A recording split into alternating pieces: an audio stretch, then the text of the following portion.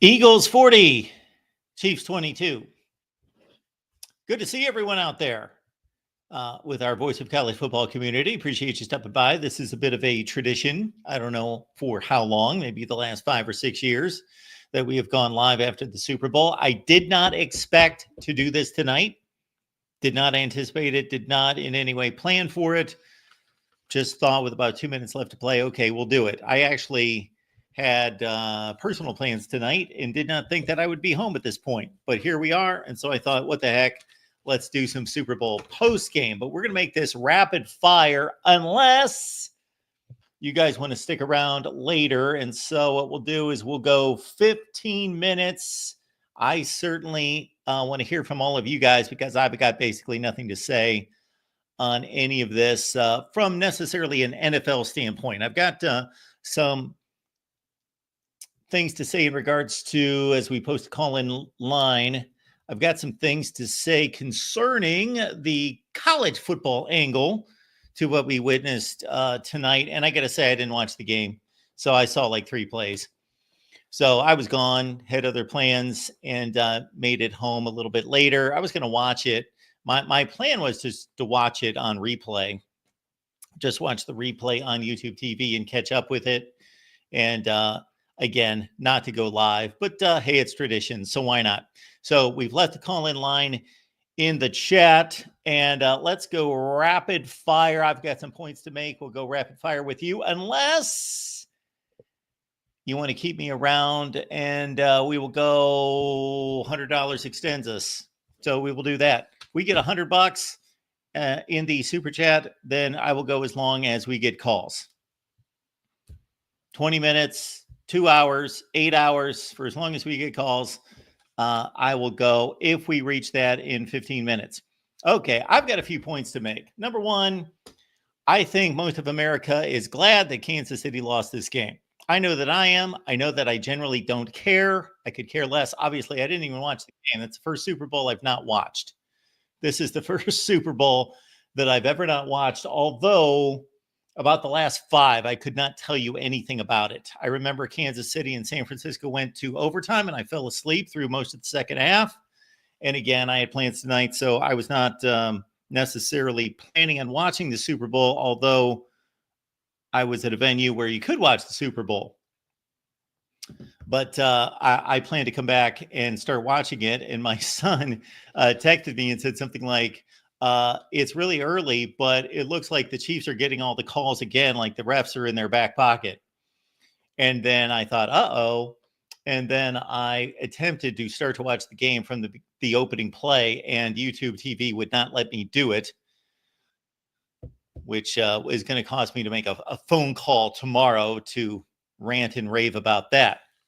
All right, we want to remind some people of some things. So we're going to make this pretty much, again, we're going to go for 15 minutes in addition to what I have to say. So I'm not going to go for like 12 minutes and make you guys go for 3. But we'll make this awfully tight because mostly this is about promotion for the Voice of College Football, of course. That's why we're here. We've got all sorts of good stuff coming up. So we've determined our off-season call-in show schedule. I will be here Tuesdays at 10 p.m. Eastern Time, Thursdays at 6 p.m. Eastern Time. Those could fluctuate based on my personal schedule, but you can pretty much count on me. Tuesday nights, Thursday nights, we may need to move the times at times, but Tuesday at 10 p.m. Eastern Time, Thursday at 6 p.m. Eastern Time. Let's get 1,000 people in here. We don't want like 50 people in here watching this show. We love those 50. We love you 50, but we're not going to do that anymore. And but Tuesdays at 10 p.m. Eastern Time, Thursdays at 6 p.m. Eastern Time, and I will be here prepared to talk college football and just knocking them dead and taking your calls. And kind of connected to that is in 2 Mondays, that will be February 24th at 6 p.m. Eastern Time. That's a Monday night. We will do our annual, the State of College, Voice of College Football, the State of the Voice of College Football show. And what that's going to be is I'm going to sit here for, I don't know how many hours, because the network continues to expand. We ran some numbers the other day that was quite interesting because right now we've got like 40 people here working on these shows and networks in totality. And up until about 6 months ago, I was pretty much the only person working on this stuff. So we have expanded considerably. That has obviously come with its many challenges. So if you're not familiar, each and every off season, boom, I sit down, I do the state of the voice of college football, state of the union, state of the voice of college football, get the point there. And I take all of your calls. We do not talk any college football, though. It is the one show, the only show all year we talk zero college football. It's all about me in this show, in this channel, and the entire network. And if you don't care about that, we'll see you the next day. But I'm going to take everybody's calls. We're hopefully going to have a lot of our hosts and contributors stop by and talk. And I'm going to address everything that we're doing at the Voice of College Football. The progress, the challenges, everything involved. And I am probably going to rant for 5 or 6 hours and take your calls. Again, that's coming up next 2 Mondays. In 2 Mondays, February 24th, 6 p.m. Eastern Time. And next Monday, February 17th, 6 p.m. Eastern Time, you got to be here for this. This is going to be a respectful bloodbath is what it's going to be. Because I want every conceivable Michigan fan to call me on this night, because this is the Ohio State Michigan all everything debate call-in show. I am taking Michigan fans exclusively, and just understand, just be prepared. I am going to argue you into a fetal position. I guarantee it. So just be prepared for that. We love you, Michigan fans, but the truth is the truth. Anything else I wanted to hit on? I know nothing about what happened with Taylor Swift tonight, except, of course, Travis Kelce got his ass kicked and they lost, and she was obviously not happy, I'm sure. But everybody loses games, so this should not hurt their legacy at all.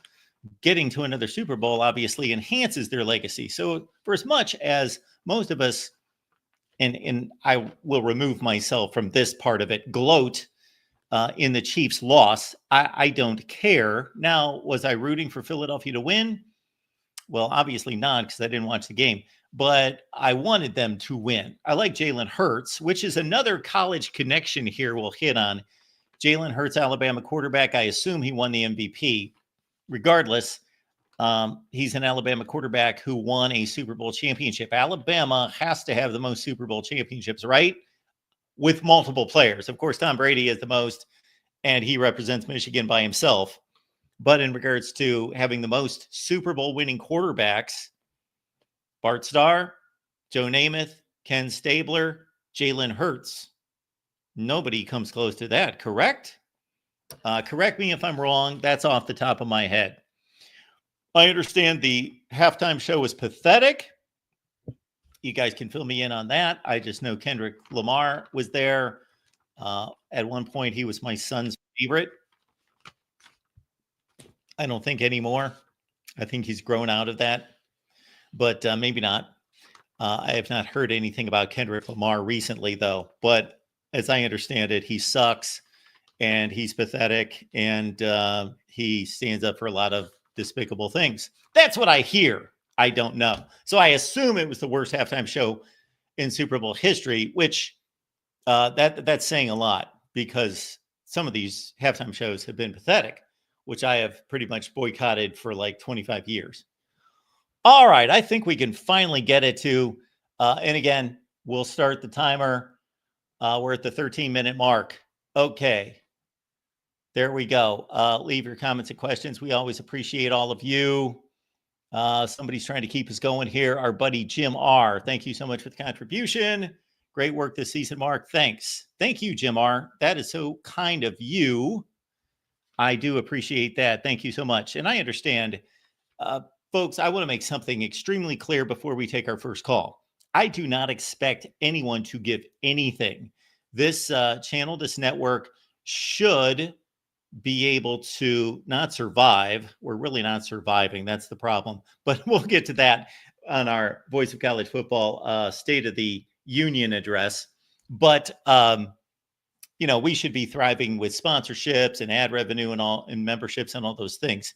So we greatly, and when I say we, I speak like the royal family. That means I, as being the basic owner, founder of the whole operation, and really the only thing that's been holding this thing together up until about 6 months ago. So I so much thank you for all of that. So any penny that comes my way, I'm very appreciative of. All right, let's get to it. And we got Daniel, who's been a member for 22 months. Points out that Dallas has 5 rings and Philly 2. Yes, Philly with 2 rings. And of course, they've got 3 losses. You had the Ron Jaworski loss to the Eagles or to the Raiders. You had the Donovan McNabb loss to the Patriots, and then the Jalen Hurts loss to the Chiefs. All right. First in line, not surprisingly, we got the real MVP on the line. Well, Mark, that was certainly a game, wasn't it? By the looks of the final score, it certainly was. Yeah. Yeah, I don't know what happened to Patrick Mahomes. I mean, it looked. Well, I think I know what happened. He got completely blitzed early on by 4 people at the, just like the Tampa Bay Super Bowl. Every play just felt like pressure, and he had no time to do anything. And it was just over from the start. Their defensive line was so overpowered of Kansas City's offensive line. Literally everything else didn't matter. Similar to the Penn State SMU game. That's how dominant Philadelphia was on the defensive line. It's insane. I haven't seen a discrepancy that large since the Kansas City Tampa Bay Super Bowl. I know you haven't seen the game, but it was crazy. And nobody expected them to be that good. What was the spread on this game? Chiefs were 1.5-point favorites. Okay. And they just completely, from the first drive, completely were in Patrick Mahomes' grill the entire game. And there was one call at the beginning of the game that was questionable. There was an offensive pass interference on a 4th and 3, but A.J. Brown put his hand in the defender's face and grabbed his face mask. To me, that's pass interference. I'm fine. I'm doing well. Listen, we've won back-to-back Super Bowls. This is the farthest any Super Bowl team has come within the Super Bowl era of coming within a 3-peat. We've won 3 Super Bowls in 7 years. We've been to 5 Super Bowls in 7 years, 7 straight AFC championship games. So this isn't the end of the world. Like Moose saying the dynasty's over because they got blitzed tonight. Mark, the dynasty began when the Chiefs got blitzed in 19. So they can come back next year and win it. This isn't surprising. Throughout Super Bowls history, there's plenty of blowouts. Close games are the abnormal. Yes. The Super Bowls have been better in recent years, meaning the last 25 or 30 years. But to your point, you've got a head coach. I don't know what his plans are, but of course, we're not talking about Peyton Manning winning a Super Bowl with the Broncos at the age of pushing 40. The dynasty doesn't necessarily have to be over. Right. And this idea that it's now just completely over, Brady's now the undisputed GOAT. Mark, Tom Brady went 10 years. Yeah, I know. Tom Brady went 10 years without winning a Super Bowl. So Mahomes has got 9 years he can go without losing a Super Bowl, assuming he plays the same length of time as Brady and still be on track to surpass or equal Brady's 7 Super Bowls. So I know this was a bad game and a bad result. Philadelphia is an amazing team. They went 13-4 in the regular season. They got the best running back in football in the offseason. I don't know what the Giants were doing. That might have been the worst free agent decision ever, just letting Saquon Barkley go. I don't know what the Giants front office is doing. Do you know what the Giants are doing, Mark? How do you let go of a player that good? I don't know what the Giants are doing necessarily. Now, Saquon Barkley has been getting hurt, though, in New York, correct? Yeah, but he had no help. He had literally no help. Like he had no skill players, he had no quarterback, he had no offensive line, he had nothing, and he was still unbelievable. Yeah, that's been a horrific franchise for about 10 years. So I don't know. They've drafted Daniel Jones in the first round, for example, of course. Right. Right. I agree with this comment. People saying it's rigged. And I hate that narrative so much because, Mark, if the Chiefs won, the refs would have. I hate this whole refs helping the Chiefs narrative. We're just better than most teams. And we're just more disciplined than most teams. But tonight, there was just one glaring weakness that cost them. And it happens. It happens. Jalen Hurts did win the Super Bowl MVP. You agree with that decision? I have nothing to go on to disagree with it, but considering they scored 40 points, and I don't know what his stats were, I've got him here. Jalen Hurts, 17 of 22 for 221 through the air, 2 touchdowns and 1 pick, ran for 72 on the ground with a touchdown. Seems like he should have won the Super Bowl or the MVP considering his team scored 40 points. Yes. Yeah, the key play of the game, I'll go to that, is the Cooper DeJean interception. I don't know what Patrick Mahomes was looking at there. He just didn't see him in coverage, and Cooper DeJean ran it back for a pick six, Mark, and it was 17-0.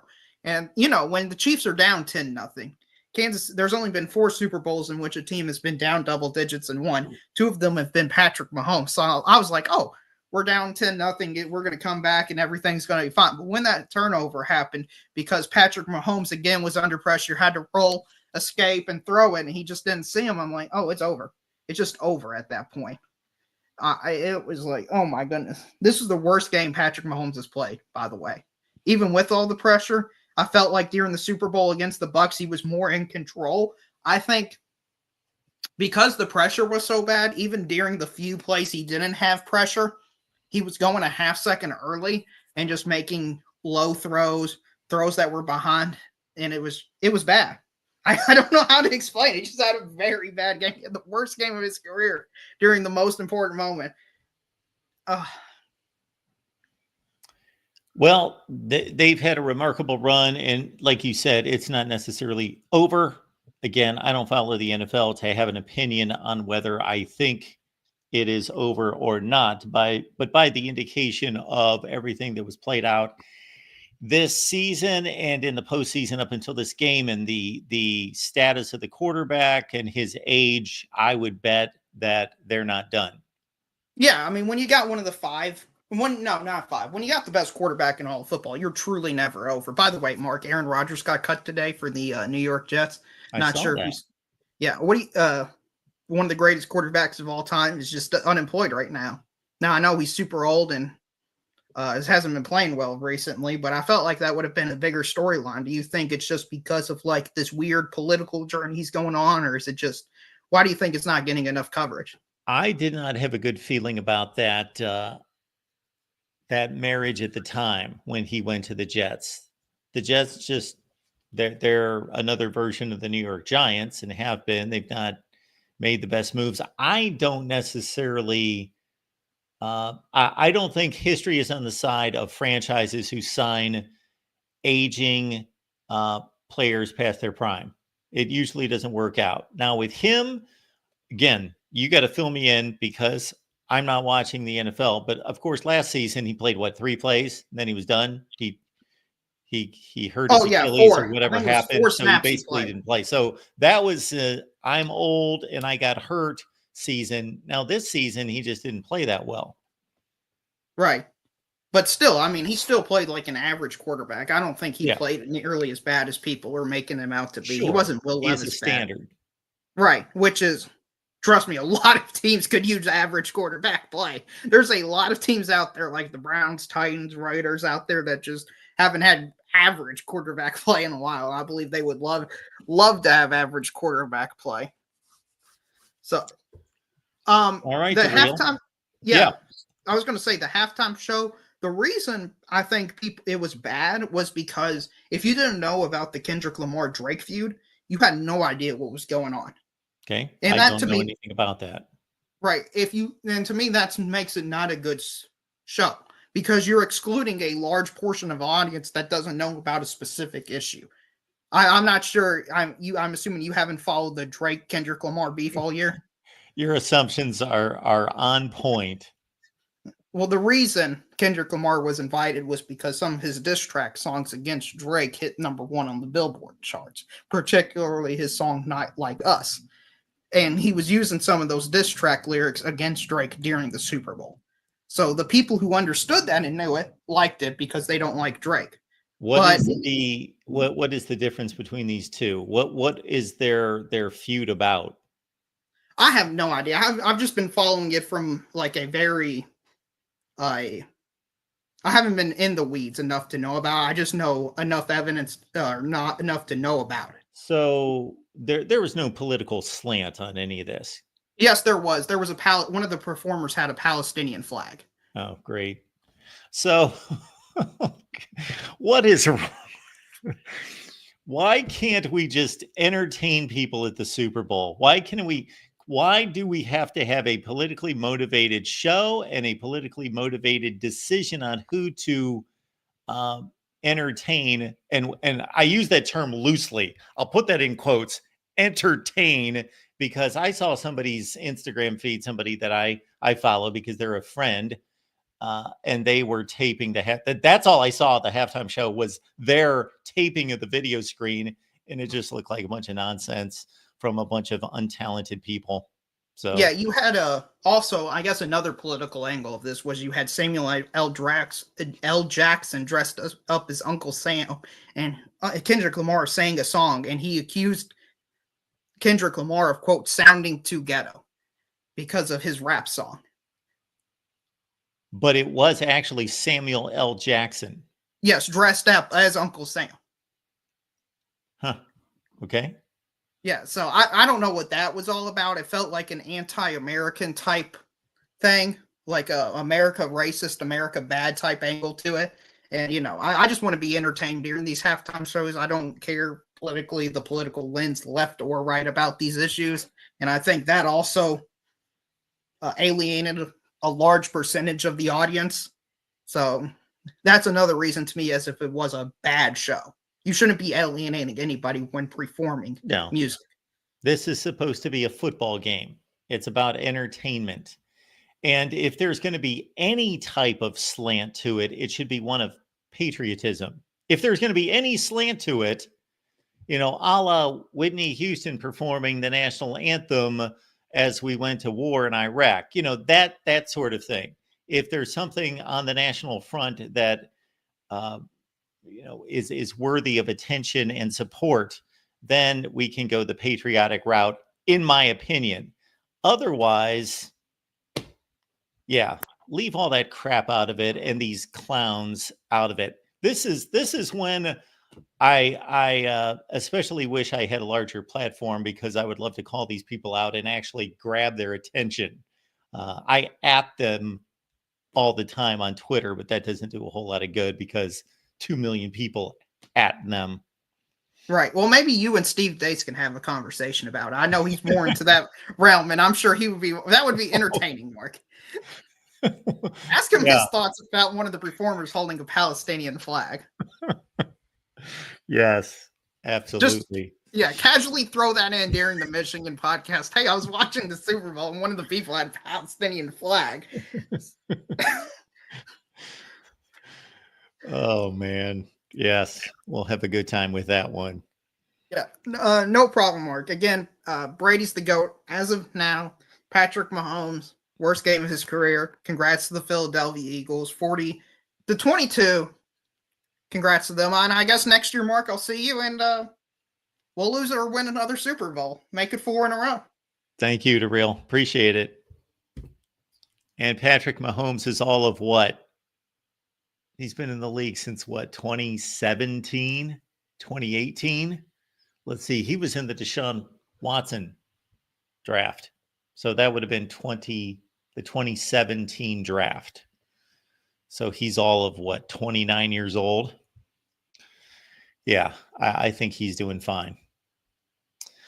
All right. You can see on the screen there, our buddy Jackson has alerted us to our Instagram that we just started in the last couple of weeks. And I got to tell you, how many Instagram accounts start with interviews from the Senior Bowl.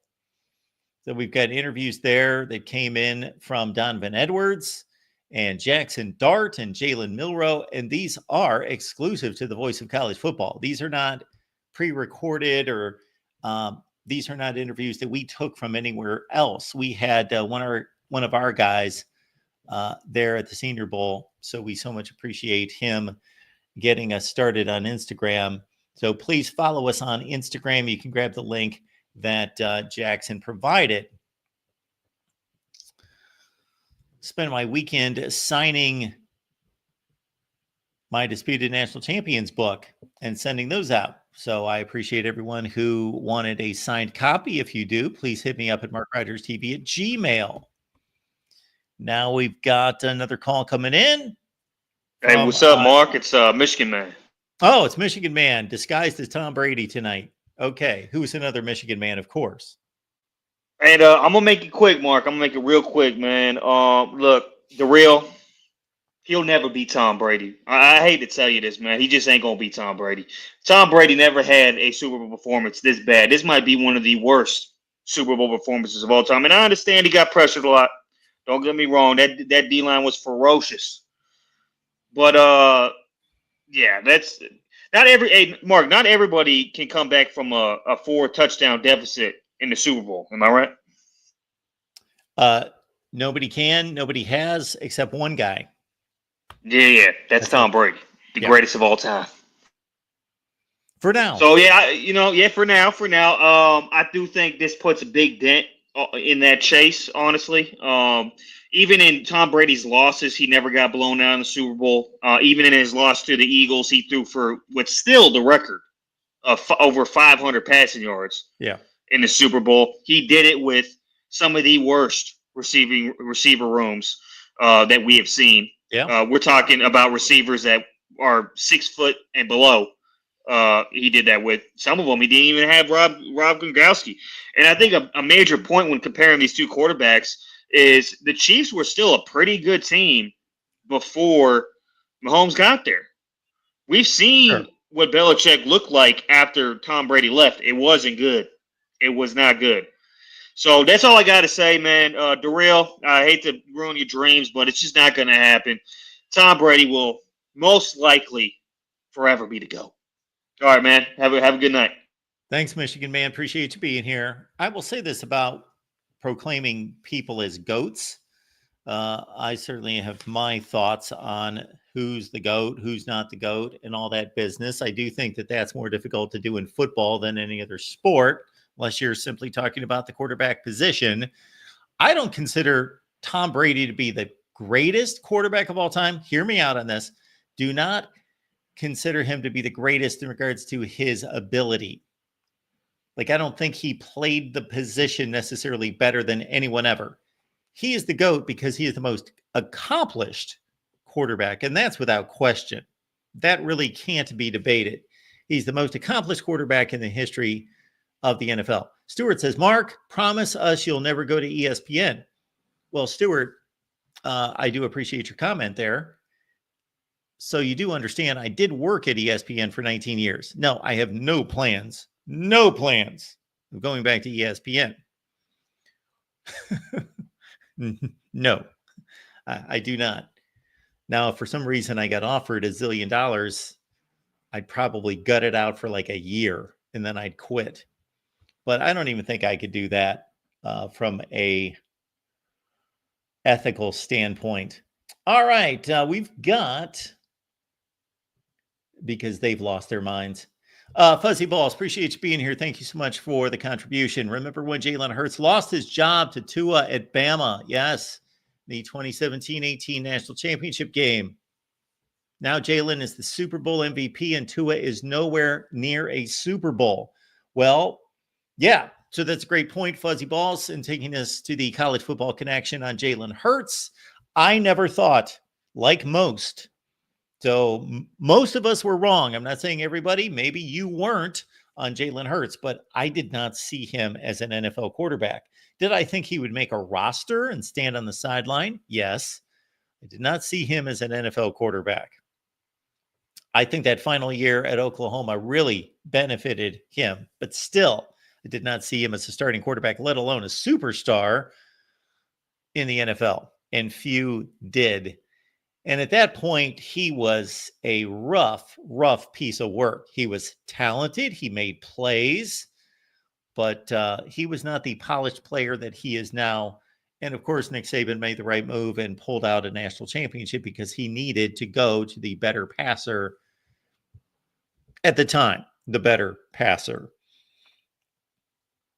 All right, let's get back to the comments here. The call-in line is available for all of you.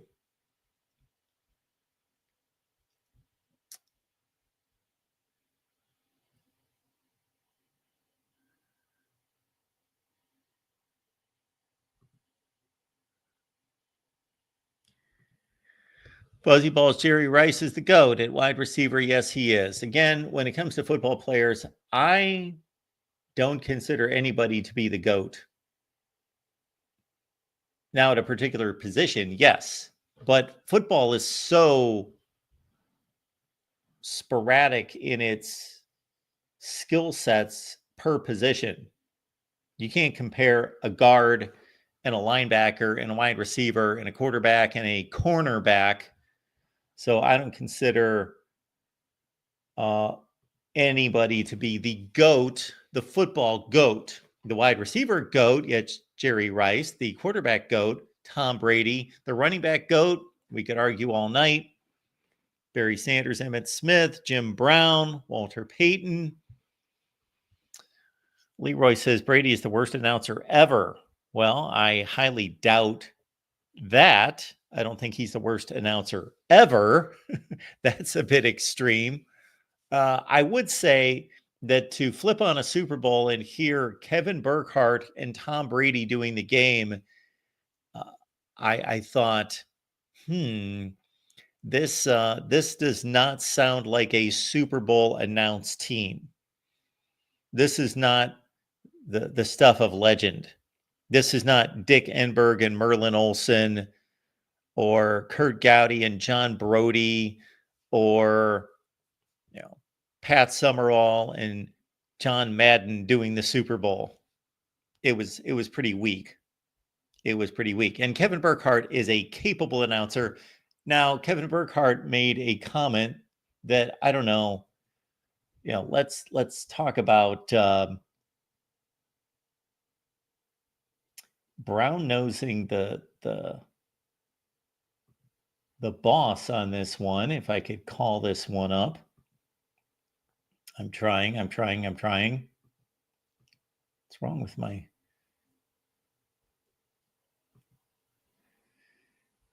So I heard Kevin Burkhardt say, as of course it was a blowout and they were looking for things to talk about, they had a shot of Rupert Murdoch. And if you're not familiar, he is the head of Fox. And Kevin Burkhardt says, quote, "We're all here because of him." Well, you, Kevin Burkhardt, may be here because of Rupert Murdoch. You may have a career because of him. And I know that you are thankful for that and possibly indebted to the man because of that. But don't put the rest of us on that list. No, I am not here because of Kevin or because of Rupert Murdoch. And I was hoping that was the stupidest comment that Kevin Burkhardt made the entire night. I don't know because I didn't see much of the game. But yes, again, in what I hope was the stupidest comment of the night, Kevin Burkhardt saying, "We're all here because of him." What was he? Is he like the Almighty or something? Oh, my word. These broadcasts get worse and worse all the time. Worse and worse all the time. Our other connection to college football in this one, and I did some math on this, and I'm sure DeBriel enjoyed my title to this live stream, which was simply "The Chiefs Suck." By the way, playing catch with my son this week. For the first time in our lives, I thought, you know what? I'm going to throw the iPhone on this one. Anyway, I'm sure you want to see that. These were my comments about the Super Bowl. So, first comment, late in the game, and I don't know exactly what the rule is because it was spit out so quickly, and I've not followed the NFL for about 5 or 6 years to where there's some kind of crazy rule that you can't onside kick either until the fourth quarter or if you're behind, or you can't if you're ahead in the fourth quarter, something stupid like that. What? That makes absolutely no sense. It's like beer league softball rules. Oh, you can't hit more than 5 home runs an inning. Like it's some arbitrary rule. Teams should be able to onside kick whenever they want to. So I caught that.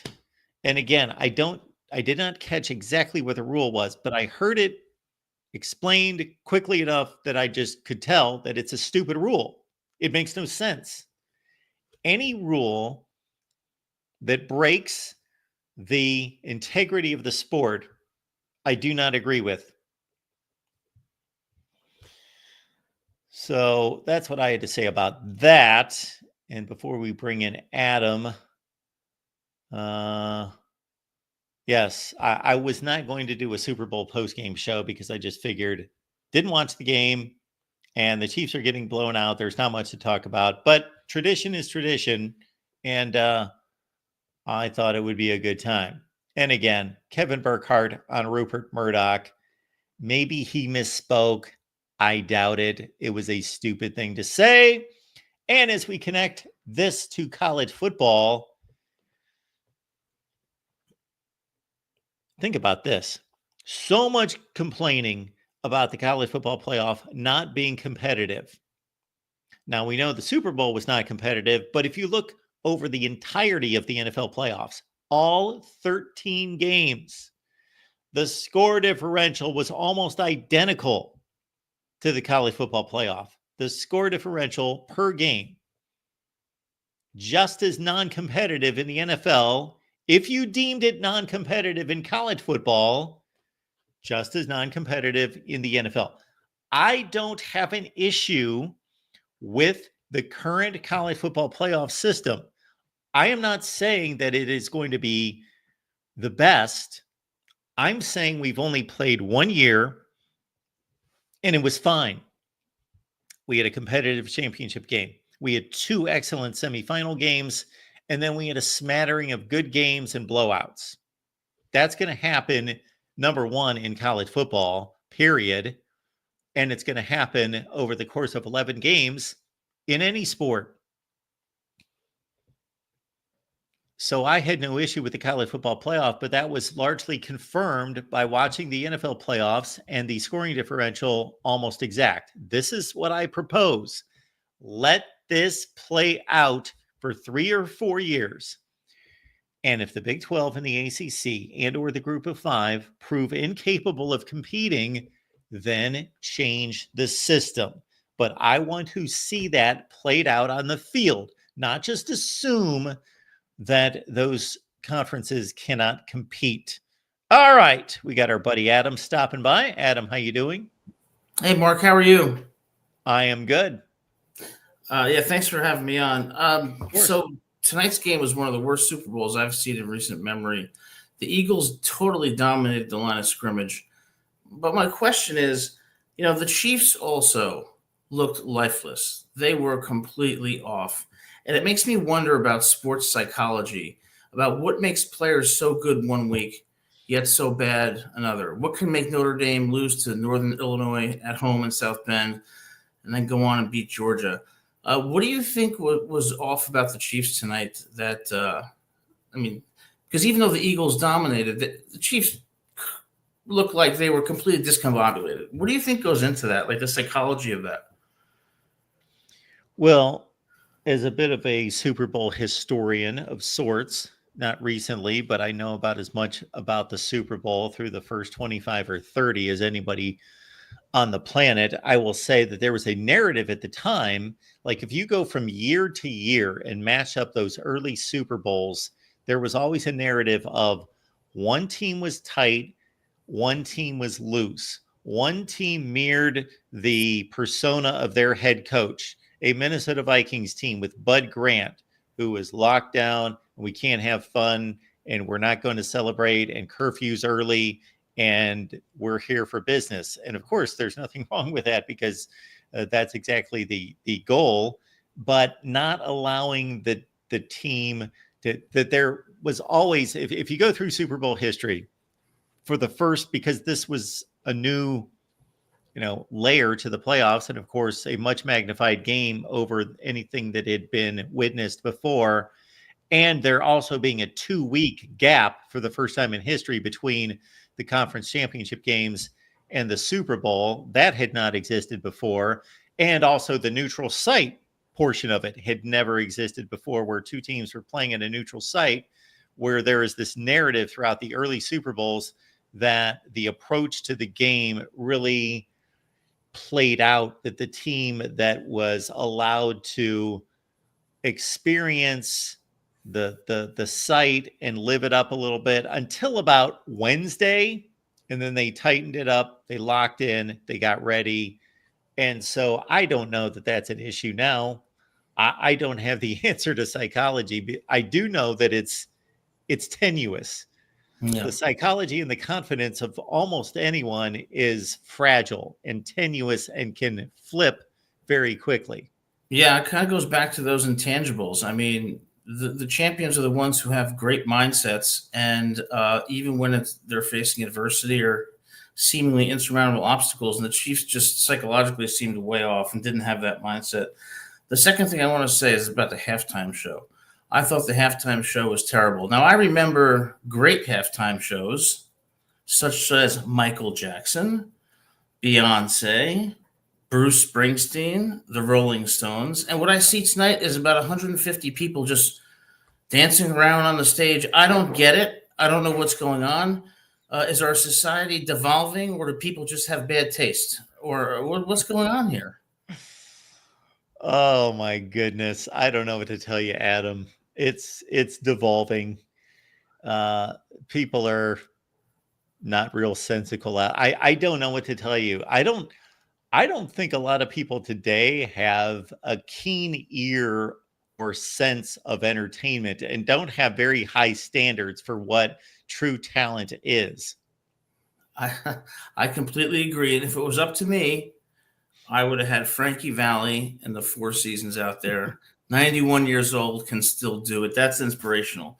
And the last thing I'll say, and this is for a different show, but after looking at the college football playoffs and the regular season, I am going to renew my proposal that the national championship be a best 2 of 3 to determine who the true champion is.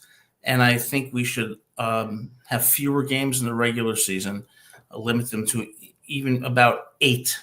And I think that a best 2 of 3 series will put to bed any question of who the best team is. But that's for another day. Thanks for taking my call, Mark. Thanks, Adam. Good to see you. Have a good night. You too. So that's Adam Lamparello, and he hosts our Rodgers show each and every week. We've got a Rodgers channel. You can look it up easily by just putting in Voice of College Football Rodgers in the search bar, and check out Adam's show each and every week. Speaking of which, the state of the Voice of College Football, that is coming up 2 weeks from Monday at 6 p.m. Eastern Time. I will be here basically an endless amount of time. I will take every call. I have so much to talk about. We will have all sorts of contributors and hosts stopping by to discuss the channel, the network, and everything that we are initiating and launching and working on here at the Voice of College Football. So this is going to be for the long haul. And again, as we announced tonight, we have our off-season call-in show schedule set starting this week. It's going to be Tuesdays, 10 p.m. Eastern Time, Thursdays, 6 p.m. Eastern Time. That is the schedule going forward during the off-season for the call-in show.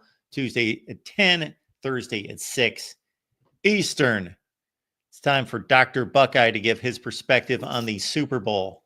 Yes. Well, I was hoping for a lot more of an entertaining game. By the way, I didn't realize your statistic about the playoffs. Basically, and come to think about it, there was not a lot of close NFL playoff games this year as I watched them. I didn't see a lot. I mean, I guess the AFC Championship game was a competitive game. But you know what, though? That's an anomaly, Mark. I mean, because if you take a look at the last, 27, 28 Super Bowls, I think the first Super Bowl that was really competitive that I remember was that Green Bay Denver one. Because my first Super Bowl was Marino versus Montana, which was supposed to be a classic, arguably maybe one of the greatest quarterback matchups in the history of the Super Bowl. And that turned out to be a blowout. And then I saw a ton of blowouts through the 80s and into the early 90s as the NFC was clearly the better conference. And then that Elway victory over Favre was significant because what did that end? Like a 13-year run by the NFC, Mark, of winning the Super Bowl, if I'm not mistaken? Yes. From the Raiders win in 83, the 83 season. Right. And so then the NFC took over in 84 with the 49ers and won all the way through to, that 95 Cowboys win, then the 96 Packers. And so you're going to 97 when the Broncos pulled off a slight upset against the Packers when the Broncos beat the Packers in 97. Yeah, 13 years. Right. And then really from starting in that 97 window, we had a ton of competitive Super Bowls. I mean, we had some blowouts in there, no doubt, but like a lot. I remember that Super Bowl in 99 between the Titans and the Rams was a classic. Say what you will about the Patriots Super Bowls. They were always close games, win or lose, and, the Chiefs have been involved in a ton of these close games too. So I was surprised. And, that's what I say. Conversely, take a look at BCS title games since 1998, all through the playoff era, and tell me how many competitive games we've seen in that scenario. I mean, you don't see a lot of 0-2 Ohio State versus Miami or 0-5 Texas versus USC. I mean, that's what I say. That's why I tell people, even though Ohio State's my favorite team, if I'm watching two teams I don't care about, I at least want to see a close game, And I get that with the NFL because I've given you the stat. In the last 25 years, I think 65% of the games are decided by 7 points or less. You can't say that about college football. And I know I run into a lot of college football fans that are NFL haters, but, and vice versa. I've met some NFL people that really don't follow college. I follow both because I love football at large. I'd probably even watch Arena if it was on next week.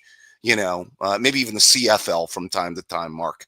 But I mean, it's just it's kind of an anomaly that we didn't have competitive games this year. Yeah, over the course of 13 games, not to have too many competitive at the highest level is a bit of an anomaly. Yeah. Well, the one thing I was going to tie it into, though, is remember, I think a real reason we had competitive Super Bowls was the tie into free agency.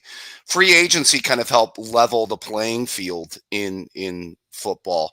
That's why I was trying to make the equation of the portal and NIL, maybe making college football more competitive because you have now a portal world and an NIL world. So is that the equalizer that like free agency was in the 90s to the NFL as far as making the sport more competitive? I doubt it because you're still going to have way too many mismatches in college, but if you have any thoughts on that. There's going to be a difference. I just think that we just saw blue bloods still dominating the sport this year. And even though we thought it was a topsy-turvy year, and that seemed to be the theme that everyone brought to the table week after week, look at that upset, look at this upset, look at this upset. It was my thought that we were going to come to the end, and those final 4 to 6 to 8 teams were all going to be the teams that were expected to be there. And that's where we landed. Right. Yeah. I do think that. By the way, you said you didn't watch the game, Mark, or you did? Did you see part of it, or no? I saw the parts that did not matter. Okay.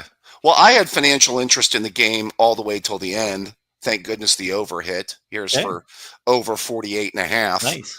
But in any case, I can say gambling things now. It's finally nice to be able to say the not so quiet parts out loud and just basically say you bet on football. You don't have to do it like hush hush like we used to, but you know what I mean? So it's kind of refreshing to be able to, Yes, you're hearkening back to the famous Brent Musburger line. Right. How did he state it? Something like that. That may be important to some, or something like Right. that, meaningful to some. Yeah, well, also did that all the time was Al Michaels. The great Al Michaels was also kind of, people would catch his, moments of kind of talking about that during either Sunday night games or Monday night games.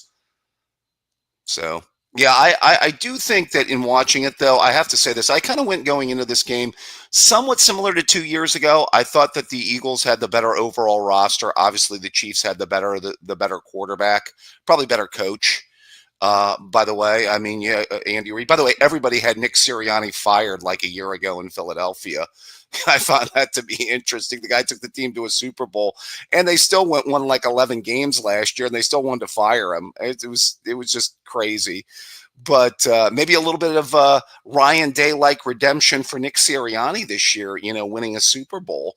By the way, game kind of reminded me, as I try to tie things back to college football here, Mark, of the Rose Bowl against Oregon, where receivers were making big plays down the field and a dominant defensive performance with a really good pass rush. Yeah, as I was coming home, my son was texting me, and he was, I at least perceived him to be slightly upset because he couldn't text me anything about the game because I told him not to, because I was going to watch the game from the first play, but I was not able to. So, yeah, I saw 34-0, and that quickly brought to mind 34-0 at the Rose Bowl. Yeah, I think for Mahomes, it was kind of eerily similar to 4 years ago when their offensive line couldn't block that Tampa defensive line. Remember, Shaq Barrett and Pierre Paul really had him running for his life in that game. That front four really got after him. By the way, kudos to Howie Roseman, who, by the way, might be the best general manager in football. This guy's built 3 rosters now that have gone to Super Bowls in the last 7 years and 2 that have won it. By the way, he's smart enough to draft Georgia defensive players. Again, let's tie some things back to college football. Okay, Georgia players on the Philadelphia defense. I'm trying to think. Who do they have? Let's see the defense. Well, Nolan Smith, Carter, and then I think Jordan Davis is also. Okay. Yes. All 3 guys are Georgia players, and I think Dean, the one linebacker, got hurt for them, is also a Georgia guy, if I'm not mistaken. Kobe Dean. Yeah. Yeah. Okay. Yeah. I know Darrell is a Chiefs fan, but maybe he should be happy that the Eagles were represented with a lot of SEC players because, Jalen Hurts and then A.J. Brown and Devontae Smith. Let's see. We had on the Eagles side 2 Alabama touchdowns scored, 1 Ole Miss scored. That's only 3 touchdowns by the offense. Did the special team score points? Well, in the defense?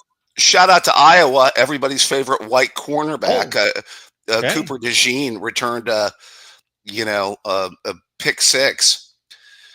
Looking to be the next Jason Sehorn in the NFL, the last great white cornerback, by the way. Yeah. So those are the 4 touchdowns, 3 by the SEC and 1 by the Big Ten on the Philadelphia side. And then we had touchdowns scored by Xavier Worthy, 2 for Texas, and 1 DeAndre Hopkins Clemson. Okay. Yeah. Yeah, I that's the one thing is I thought Worthy could be a difference maker in this game because you remember last year everybody thought the downfall of the Chiefs would be their wide receiver play wasn't very good. Although to be fair, last year that game against San Francisco was really shutting them down last year until the muffed punt. And remember how that totally flipped that game around? The muffed punt. No, I do not. I do not remember anything about the last 6 Super Bowls. I can't say that I remember anything. Well, I'm just going to say I was just going to say that Xavier sorry. Worthy's stat line looks like one of the most shallow stat lines maybe in Super Bowl history. Well, Mahomes' numbers were a lot of what we call empty calories in life, Mark. You know what I mean? Where it's piling up numbers when the game was 34-0 and pretty much out of control. But I will say also kind of some redemption for Jalen Hurts here too, Mark. I know I was one of those guys that also had some doubts about him coming out of college. You know, did you ever, I don't know how much thought you gave to it at the time, but did you ever see him being a quality NFL star? If I would have told you coming out of Oklahoma, he's a quality starting NFL quarterback, what would you have said to me, Mark? I would have said that's a long shot. I did not see it. He looked way too rough, way too robotic trying to throw a football. Mm-hmm. Just no, I did not see it. I do think that he benefited, not that this made the difference, but I think the year with Lincoln Riley helped him considerably. Yeah. Well, by the way, I don't know if Jackson's already chimed in. Who claims Jalen Hurts? Is that the Oklahoma fans, the Alabama fans? I mean, he maybe had his best statistical season with Lincoln Riley in 19. So that is a good point that you bring up, because I was giving Alabama all sorts of kudos probably before you jumped on the line, because this is if they get credit for Jalen Hurts, their 4th Super Bowl winning quarterback. And so that has to be a record. I cannot imagine anybody has 4 Super Bowl winners at quarterback. That's pretty amazing. Yeah, Starr, Namath, Stabler, and now Hurts. Yeah. Yeah, that's pretty impressive. Yeah, the Bear had great quarterbacks. People forget about how well. I mean, Namath and Stabler, but because Starr wasn't there when the Bear was there. But I would say that looking at it, I thought coming in, I kind of some of this I saw playing out. I said that certainly the Eagles had to get a pass rush, and then I thought Smith and Brown had to win their one-on-ones against the Chiefs corners, because I knew the Chiefs were going to run a ton of man, and I thought that they had to get separation and make some plays and help out Hurts. I will say I think Hurts is kind of put into a Cadillac situation here a little bit, Mark. We talk about quarterbacks in college getting surrounded with a boatload of talent. Mm-hmm. I mean, because the Smith-Brown combination is really good. He's got the best offensive line in football, and he's got the best running back in football. Yeah, it's something else to see Saquon Barkley after all those years of injury and poor support and complimentary players and offensive line around him in New York be cast off to Philadelphia and then just have this record-setting season is crazy. I don't know that we've seen that kind of takeoff in a 7th season, something in that range. Right. I think it's the best individual. You can make a case if you factor in the postseason, what he did in the postseason, the best individual season a running back in the NFL maybe has ever had. I know he didn't break Dickerson's record. And by the way, Dickerson would have wanted an asterisk put next to it if he would have done it in week 17, I bet. Although Dickerson did it with OJ, did it in 14 games. So that, you always go back to that too. But speaking of college, did you always think that Barkley, did you put him in that rarefied air of best college running backs you'd ever seen, or had seen at least within the last 15 to 20 years? I'd put him in the top 10 to 15 for sure. Yeah. Yeah, he did things out there that not everybody else was doing in regards to his ability to cut and spin and maintain his balance. Yeah. Yeah, I like I said, I still always felt those were the better Franklin teams. Again, harkening back to college here, were those 16 or 17 Penn State teams. Although we'll see next year, they're trying to kind of go all in with, speaking of which, running backs, having Allen and Singleton come back. So we'll see. Yeah, Penn State's stocked and loaded next year. If they can find somebody to play your favorite position for them. Yeah, got to find a wide receiver. They got the guy from USC, Kyron Hudson, who pulled off some of the most ridiculous catches this year, but he was just not consistent. But they lost Trey Wallace. Yeah, that's not a And, loss, I don't think, Mark. well, Yeah, it's a big loss. he's going to have to be replaced. But Yeah. and of course Tyler Warren. By the way, shout out to a Penn State receiver made a big catch to set up the first touchdown, Jahan Dotson, early tonight. Okay. Who, I've said was one of the better Penn State receivers of most recent vintage. Probably the last really good one, too, by the way. Yeah, I know Play you with like Jahan Dotson. Well, I play with your guy, Sean Clifford, who I know is a hero of yours, Mark. He is. He's right up there. Well, you know what? I wish we had a better game to talk about tonight. It's kind of sad it was a blowout, but I do think that the Chiefs will be back. I mean, Mahomes still has plenty of time to win another ring, and I think within the next 3 to 5 years, I could see him winning another ring or two. I don't know if he'll ever catch Brady, though. That's still going to be a very, very tall task. Well, in my estimation, you don't have to have the most Super Bowl championships to be the greatest quarterback. It Okay. should be a more nuanced conversation than that.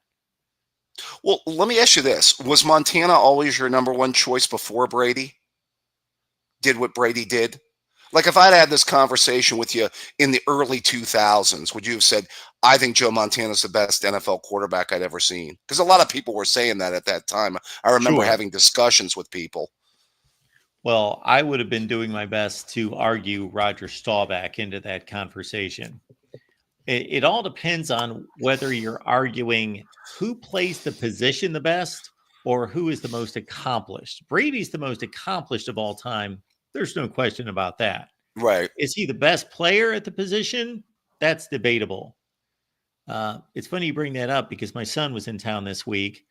And at some point he asked me, because we started talking about Mahomes and if he wins, has he surpassed Brady? And he had me kind of run through history and update the quarterback discussion from pretty much the beginning. I started all the way back with Sammy Baugh and then into Johnny Unitas in terms of how that Otto Graham. Debate Otto Graham, excellent, 10 consecutive championship games, how that and the best passer rating at the point of retirement, how that debate progressed through the ages. And then, it's pretty much Johnny Unitas was the guy, after you weed through Graham and Baugh, that Johnny Unitas was considered that guy. And then maybe you had some slight argument for a Roger Staubach or a Fran Tarkington, but then it was Joe Montana. Yeah. And then most people clearly thought that he was the greatest of all time, even though the skill set of a Dan Marino or a John Elway was present. They just didn't pile up the monumental wins. And then, of course, it was Peyton Manning statistically was in the conversation, but it was of course Tom Brady. Well, I always thought Marino at the time. Most people had Marino ahead of Elway until Elway won those last 2 Super Bowls, and he was basically handed Terrell Davis. Like, if you would have had a conversation about who's better between Elway and Marino, maybe in like the mid '90s, I think a lot of people were saying Marino at the time. Yeah. But by the late '90s, when Elway won those 2 Super Bowls, since I'm saying Super Bowls do sway the argument. Yes. You know what I mean? I mean, Manning I always think that Manning won 2, but I still feel, and this is a testimony to Peyton's greatness, he probably should have won more than 2. There's a couple, I think he probably left a ring or 2 out on the table. He did, and his kicker did, possibly one season. And the same thing with Aaron Rodgers. You talk about brutal playoff and championship game losses. You've got a playoff loss to the Cardinals in which he put up like 44 points or 48 points or something crazy like that. Right. And he never got to touch the ball in overtime. He had 2 games like that. Then they had the crazy game in Seattle in the AFC Championship game where they blew that game. Double-digit lead, and the guy muffed the onside kick that bounced right off his chest that would have secured the win for Green Bay. And then Rodgers never got to touch the ball in overtime. Russell Wilson took it right down the field, scored the game-winning touchdown.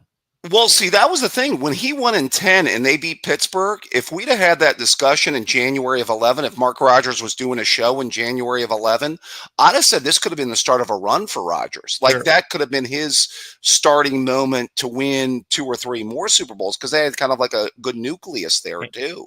And it wasn't like their team fell apart. They kept going 12-4, 12-4, pretty much in Mhm. that range, and just couldn't get it past the NFC Championship game. Yeah, that's the thing is it's tough to sustain it. That's what is amazing about Mahomes and the Chiefs is they've been able to sustain it. He's still young. They'll be back. It'll be interesting to see whoever challenges them, though. If Burrow or Lamar or Allen or any of those other, because most people think the 4 best quarterbacks are all in the AFC. If any of those 3 other guys can ever get past him, though, in that conference. Adam's bringing up a good point.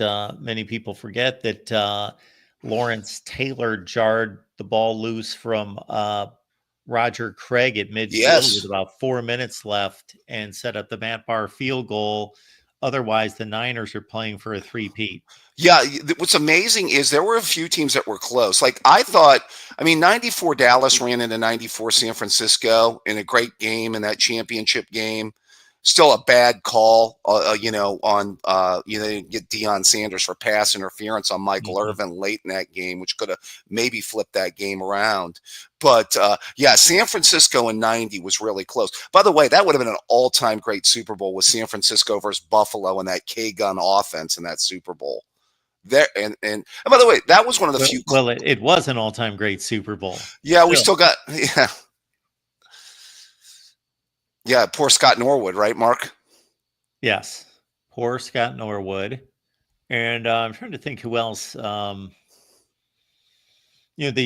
Dolphins came close to a three-peat as well. They lost a crazy playoff game in the 70s to the Raiders in 74 when they were going for a three-peat. That was the called the Thousand Hands game.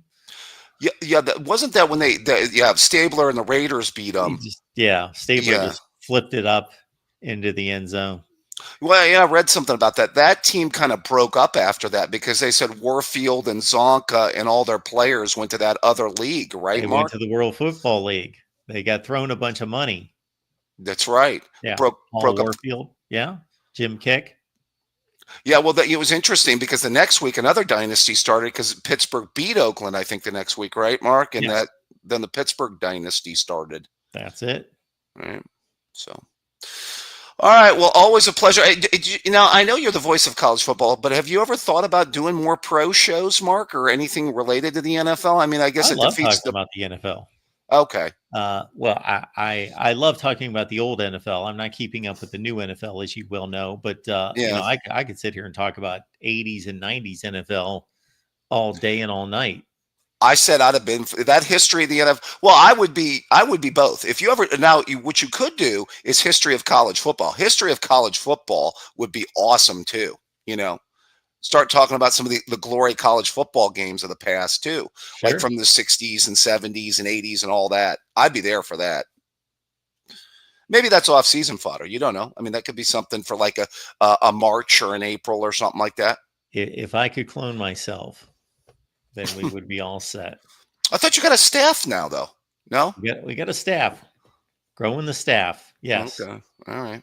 Well, we need some people to help you out and take some stuff off your plate. All right, my friend. Well, good show. I'm sad to see football over with. We're going to have to probably wait till like April for spring games. And April kind of things come back because we get spring games and then we get the NFL draft, right? You're not a baseball fan? Well, no, that's what I'm saying. April is a great month because baseball starts and I get the spring games and the NFL draft. By the way, low key, probably the second or third best sports month of the year next to September and October, which October is the best sports month of the year. Yeah. So I was looking at the basketball tournament schedules and the Final Four actually dips deeper into April this year. And maybe that's been the case the last few years. It used to barely touch April. The first, second, third was usually Final Four weekend in that range, but I think it goes all the way to the 12th this Okay. year. So you've got an extended March Madness into April, the Masters, and like you Yeah. say, baseball and spring football. Right. Yeah. April's really good. October's still, I think, the GOAT sports month because you Yes. get the baseball playoffs and Yes. then you're already into football, college, and Absolutely. NFL. Yes. So, all right, my friend. Well, good show tonight. We're going to get back together and you're going to tear those Wolverines fans We're apart going to do and that. let them know why Ohio State is clearly a better program. I will be tuning into that show. You can count on me, David. You got it, Mark. You have a good night, my friend. Thanks, David. Have a good night. Dr. Buckeye stopping by. I love all the comments about Super Bowl lore. Love that. Love that. Adam, yes. Did anyone catch this? Mark Gastineau was hilarious, and then recently he went nuts on Brett Favre. So this almost looked like a spoof or a setup, but by all accounts, it was legitimate and authentic that Mark Gastineau confronted Brett Favre at maybe it was a card show or some kind of a conference or something like that, and confronted him about laying down against Michael Strahan and giving up that sack. It's kind of disturbing. It's funny, but it's also disturbing. All right. So we wanted to drive home a few points tonight. Number one, the State of the Voice of College Football is coming up 2 weeks from tomorrow, Monday, February 24th at 6 p.m. Eastern Time. I will be here for as long as it takes for me to talk about everything we're involved in and take every and any call you want to make. And we're also going to have all of our hosts and contributors, not all of them, whomever wants to stop by. I saw Justin Adams just in the chat. So certainly Justin and the rest of our hosts are welcome to stop by and contribute to the State of the Voice of College Football show, February 24th, 6 p.m. Eastern Time. But that's more about you folks than anything. So we share and are very transparent about what's going on at the Voice of College Football in regards to our progress, our initiatives, our accomplishments, and our challenges as well. And yes, there are challenges. One more time on the College Connection, in particular with Jalen Hurts as the 4th Alabama quarterback to win a Super Bowl. Oklahoma, he would have to be the first Oklahoma quarterback to win a Super Bowl. Worst halftime show ever. I think we got a consensus on that possibly. If anybody wants to step up and defend Kendrick Lamar and company, please do. Coming up next Monday, February 17th, 6 p.m. Eastern Time, it's the Ohio State, Michigan, all everything debate call-in show. Can't wait for that. That should be a heck of a good time. Please be here and bring folks with you. We want just to overrun all numbers that we've ever had. We are aiming high this year. We've been in a slump here at the Voice of College Football, and we're done with slumps. So our best call-in show of all time probably had about 1,300 on the line. So we want to start to hit those numbers again. And again, we have set our off-season schedule. So you're going to see this starting on Tuesday. Tuesdays at 10 p.m. Eastern Time. Thursdays at 6. Okay? And the Big Ten show that we did with Matt Zemek on Mondays, we are going to reconvene. So let's get through March Madness. Matt's tied up with all sorts of tennis tournaments that go on, plus March Madness. And then we're going to reconvene with a show that's bigger and better with Matt and myself, joining all of you each and every Monday night. That will be sometime during spring football, during April, after March Madness. All right, folks, next on your calendar, yes, Ohio State, Michigan, all everything debate call-in show next Monday, 6 p.m. Eastern Time. In terms of the network, my next show is going to be the recruiting show with Leanne Herring, Tuesday at 1 p.m. Eastern Time, and the Iowa show with Corey Bratta coming up on Tuesday at 5:30 Eastern Time. Please check out the community post each and every day. I deliver the schedule for the network there every morning. All right, Thomas, glad to see that you're fired up for it. Tell everyone you know to be here Monday night, February 17th at 6 p.m. Eastern time. All right, folks, that about wraps it up for our big call-in show after the Super Bowl. Once again, congratulations to the Philadelphia Eagles for securing the city and the franchise's second Super Bowl championship, and first in about 7 years. I watched that game in Colorado. I will not any longer think back as to why I was in Colorado at the time, but I was in Colorado watching the Eagles upset the Patriots. So second Super Bowl championship for the Eagles. The Chiefs are denied their fourth.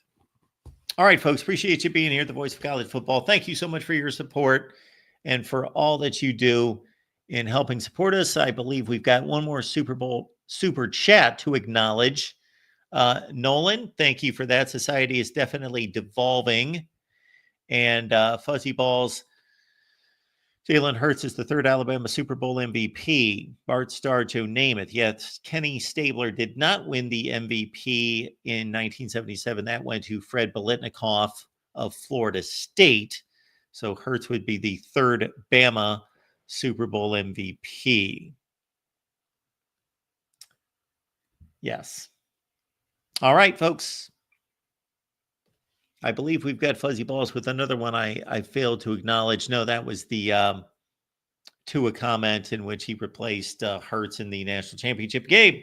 Right, folks. Next time you'll see me, the Recruiting Show with Leanne Herring, Tuesday at 1 p.m. Eastern on our recruiting channel.